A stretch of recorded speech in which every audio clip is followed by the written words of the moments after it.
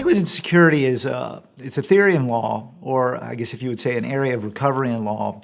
where if you are injured, whether serious injury or catastrophic injury as a result of a criminal act that occurred in an apartment complex where you lived, or if you're renting a condo, a duplex, and you're the victim of a violent attack, you may have a right to get a recovery from the landlord or the person who owns the property and is renting it to you.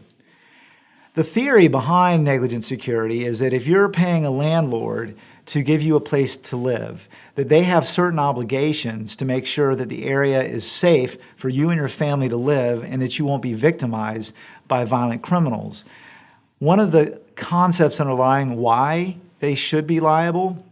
is because if you live in an apartment complex, you lose the control to protect yourself and your family in the common areas.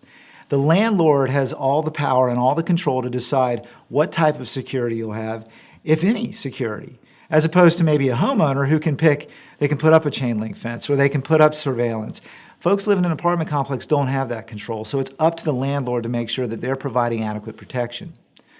Now, one of the things that you have to look for, and one of the things that you're entitled to as a tenant in an apartment complex or in a duplex or a townhouse, is that the landlord has an obligation to protect you from the reasonably foreseeable crimes from others or third parties. Now, what in the world does that mean? Well, reasonably foreseeable crimes means that the landlord knew or should have known that it's a dangerous area to be in, or that there's a high crime rate, and that their tenants that they're supposed to protect are at risk of being victimized from anything ranging from a battery all the way up to a stabbing, to a sexual battery, to a homicide. So landlords are in a position to know more than the tenants because they should educate themselves about the crime in the area. And it's their job not only to warn people of possible risks, but also to provide protection for these people because they can't provide that protection for themselves.